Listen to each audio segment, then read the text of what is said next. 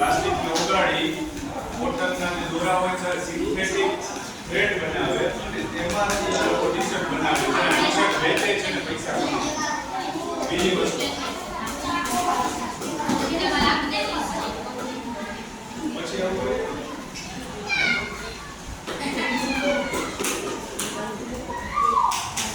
bag બને છે plastic bottle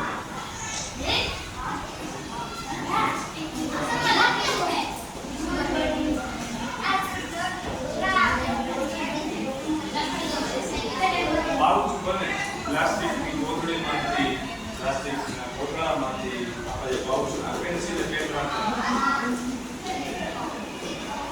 આ બધી વસ્તુ ખાલી એક ઉદાહરણ આપું તમને લોકોના કુદરતી જે કચરો હોય તેમાંથી આવું આજે તમે નાઈ અને છોકરા જોયા